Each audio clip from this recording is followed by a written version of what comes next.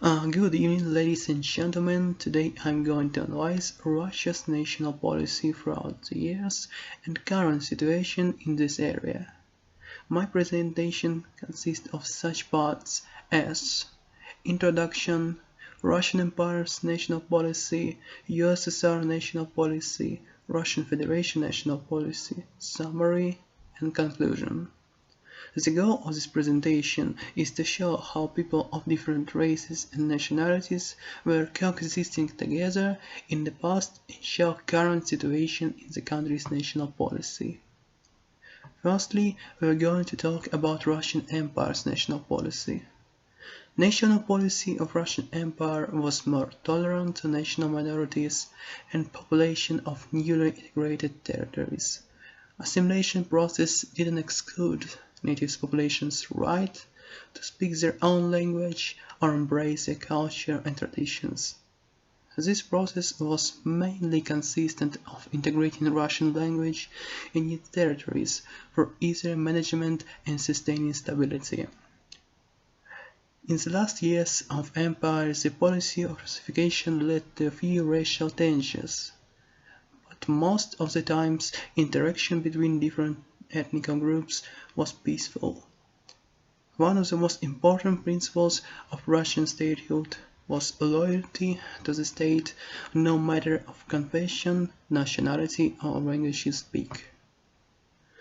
Soviet Union national policy followed principles of proletarian internationalism.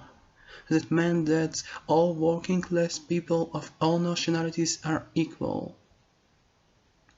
As communist state, USSR remained as multicultural state and promoted multicultural education.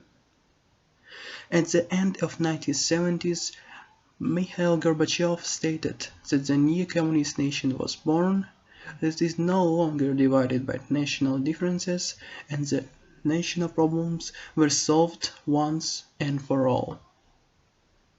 After the fall of the Soviet Union, Russian Federation was born. New state inherited some aspects of national policy from previous years.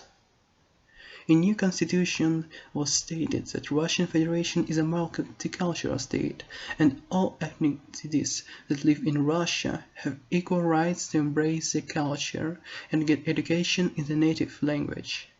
Today, people of Russian Federation are equal.